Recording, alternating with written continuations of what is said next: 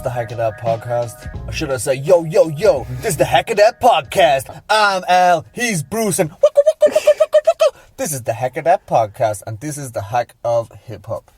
Well, did you like that intro? I did, yeah. Yeah, I might try and do that every time now. Something. But like we just did the Hack of movie, so it would have been like a action. Movie voice. Like, yeah. This podcast. Coming to you from a van. Yeah. If you could do that every time, it'd be unreal. Yeah, I just fucking thought that there. So I was just like, I'll just try and do some stupid hip hop thing. Everybody on the left say a hip, and everybody on the right say hop. And a hip, and a hop, and a hippie, and a hop. You said KRS One. Yeah, that's exactly why I'm making this episode. Yeah. KRS One is like the reason that hip hop is trash. Yeah. Like, that's a weird way to phrase it, but I still agree. Yeah. He's just the epitome of everything hacky to do with hip hop. Like the hack of fucking KRS One. It's the fact that, we'll get into it. Anyway, this is the hack of hip hop. Hip hop is very near and dear to my heart and Bruce's heart. Yeah, we're not here just to fucking throw stones because we don't like it. No, like we are hip hop fucking nerds, the two of us. Like, to the point of it being, like, I make beats and shit, you know what I mean? I'm a fucking sample fiend and fucking whatever else you want, a gay title you want to put on it. I like hip hop. Yeah, so do I. A lot. There's a lot of fucking hacky shit in hip hop. Man, like 90% of it is shit. I know, yeah. But you could say that about anything, I think. Yeah, and 90% of rappers make one or two good albums. Yeah, like even the only other thing I have that I have real proper extensive knowledge on to compare to is metal. Yeah. And a lot of them have like 7 good albums. Yeah. And then you hear that shit Metallica album. Yeah, just like, but one. Yeah, but they made 6 before. They were unreal. Yeah. Top to bottom 5 stars. Yeah, that type of shit. Yeah. Whereas with hip hop, you've got pretty much 1 to 2 good albums, especially when you're when you're talking about acts from the 90s, like. Yeah, definitely. But even like acts from now, like Kendrick is an exception to most rules. In my opinion, and like I don't think Kendrick. I love Kendrick as well, but I don't think like people. I always had this argument with my ex-girlfriend. And I'd be like, on flight mode if it's not. Yeah, mine's on flight mode already. I used to have this discussion with my ex-girlfriend all the time about hip hop, and she was like, but Kendrick doesn't talk. It was like, but Kendrick is one in a sea of rappers. Do you know what I mean? Yeah. Like, but he's unreal. Yeah. And the stuff he talks about is relevant, and his music stays up to date, and he knows how to perform it. Do you know what I mean? But like, I'm talking about rappers who make albums way past their fucking sell-by dates. Oh, Jesus, man. That's an epidemic now. It is the epidemic in hip-hop, look. Do you know what I mean? And it's even worse now, and I'm not saying anything like saying, oh, fucking Black Lives Matter and all this. Like, I'm not saying anything against that. I'm saying that, like, a lot of rappers who were about, like, pro-black stuff in the 90s are now finding another voice to come around. So we don't need to hear from you now, man. Yeah, we don't need to repeat the same message. All right, Chuck D. Yeah. Do you know what I mean? Like, I love your music, man. But like Ice Cube, love your music. Doesn't stop. Yeah, I know, but like should have stopped like 10, 12 years ago. Exactly, yeah. And he's like, look at me in this probably all white house. And like it takes away the venom from the original statement. Like you forget. Yeah, it definitely does. Like if they don't come out with a new statement repeating what they've already said, it makes the old one look.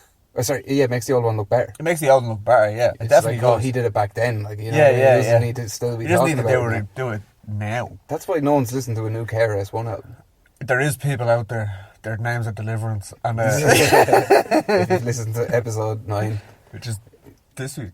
This week, but that doesn't make a difference. Doesn't make a difference. It could be 2077 for all you know, but it's definitely not. No. Is it? Let's go. KRS One, that's like he was one of the bases of why we started the podcast. Yeah, you know remember we used to make what was it, Rapper's Retirement Home. It was like a skit that I had made in my head for fucking years when I used to live in the old house, and it was like people showing up and like KRS One, he'd be like, Africa Bambaataa was the greatest DJ you ever seen. It's like, okay, Mr. One, come on, you know, like it's time to get your dinner now. And he was just like, Ramel Z was on the block. Really, like we were going to make a cartoon. He's a crazy old man sitting in a fucking, and it was just all this old hip hop stuff that you like. You know what I mean? It's like, I remember Cool G Rap before he even had a record. Someone's trying to spoon pudding into his mouth at the same time. Yeah, like, exactly. Yeah. Him like in a fucking rocking chair. And it also adds to his dopey mystique that he is afraid of playing ferries around the world. He ships himself around the world. We sing shanties. It's the original hip hop. The reason why we talk like that is there's hours like of KRS One in inverted commas or quotes. Inverted commas. What the fuck is it? Inverted commas. Like I can't even remember what I was saying. But anyway, there's fucking like hours and hours of KRS One giving, that's it, in commas, lectures on hip hop, talking war to a lot of white people. Shite. They're probably taking notes. White motherfuckers. And like, they're probably like, maybe he's an expert, I don't know. Temple of hip hop. Yeah, I've never heard of him. That's it. It's like he sang that song, The Sound of the Police. One of his theories was that the Neanderthals, the first thing they ever done was rap, essentially. Yeah, the noises that they communicated in the kind of grunts. He's like, that was hip hop. You're like, why is that hip hop? Where did you get that idea, you fucking idiot? All them hours spent on, months spent on ships around the world for a world tour. He has all this time to think. His family probably banning him, keeping him in one room, you know what I mean? And he's just like, I stay away from the internet. There's bad things on there. So he just thinks about his own theories. Anyway, enough of KRS One. He's just a fucking... There'll never be enough KRS One. There'll never be enough KRS One. We might do an episode on him one day when we can get multimedia involved. Yeah, we might have to just watch some KRS One lectures, and then the next day or the next hour afterwards just talk about the lectures we watch. We should watch a KRS One lecture and take notes as if we were his students. Yeah. And then we should discuss our notes together as though we were in a library that was being recorded on a podcast. Christ. That'd be unreal. And it will be called The Hack of the Temple of Hip Hop. Yeah. Oh, my KRS One. Fucking... Yeah, one obvious fucking trope is bad bars. I love bad bars. Yeah, you text me today and you said, I have a bad bar. I have a real bad bar and I want to keep it for the podcast, so lay it upon me. Right. I don't even know who says it. It's one of Slaughterhouse. It's either... It's like Crooked Eye or Joel Ortiz. Right. It's not Joe Rice Wooden. Or Joe Wooden. Joe Wooden's not even on the song. But, he said, you know who John Wilkes Booth is? Yeah, the guy who killed fucking Lincoln. Abraham Lincoln, yeah. So he says, John Wilkes, that's who I'm in the booth like. Abra, I go ham for dead presidents. Jesus Christ. Oh my God. Talking about clutching that fucking straws. What the fuck? There's some, when I think of bad rap lyrics, I think of rap lyrics from the 90s that are bad, but they're forgivable because the 90s they were still finding their feet. The Slaughterhouses were in the last 10 years. And they're known as lyrical gods. Yeah, they're Eminem's fucking proteges. His fucking first line of defence. You know what I mean? Before you get to Eminem, who also has turned into some fucking lyrical miracle. Fucking absolute. I thought I had bad bars for Eminem. I think I have something out of here, but he's gone off the chain. I just didn't have time today to write out a few of his bars. But I listen to everything as well. You don't know what I've heard. I know I don't. Man. You would be shocked. You would be actually shocked. Some of the shit he comes out with. I know, but the best thing about it is, my favourite thing about the new Eminem 2, 3, wherever he is now, the new Eminem with the beard is the way I would describe it. And the Bono hat, Eminem with the beard and the Bono hat is that he says all this stuff and then looks you straight in the eyeball as if to say do you even understand the material that's coming out of my mouth? And he's looking at you you're an idiot. And he does, I know exactly what you mean. You walk back and forth in a cypher of the tallest, buffest black dude you've ever seen in your life. This little white guy in a Bono hat with a scraggly peel beard, walking back and forth and kind of hunched over, looking in your eyes. You can say you want some? Yeah. You want some of these words? Some of these entendres. Exactly, it's all that. And here's another real hacky thing about rap. For years I loved battle rap. Yeah, I love Don't Flop and all that shit. But it's there's one that I didn't like, in New York called Smack, or as they call it, Smack. but and it's just all that. Yeah. Double entendre, shoot 70,000 ways to shoot you in the face. Yeah, you know what I mean? Yeah. Quadruple entendre. Yeah, quadruple entendre ends in guns. You know what I mean? Equals gun. Yeah. And it's like, it's a lot of like black guys dressed like Little Wayne saying something and then pointing at their side of their head going, think about it. You know? And there's not much to think about. No. There's never much to think about. Capri Sun, you know what I mean? Because I juice you for all your worth. Son, yeah. All that stuff. Oh man, like battle rap is I can't do it.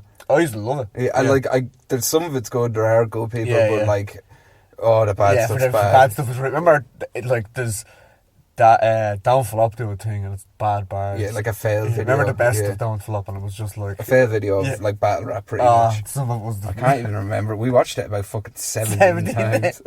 And then some. We used to just stick on. I can't remember any of it. I just remember like.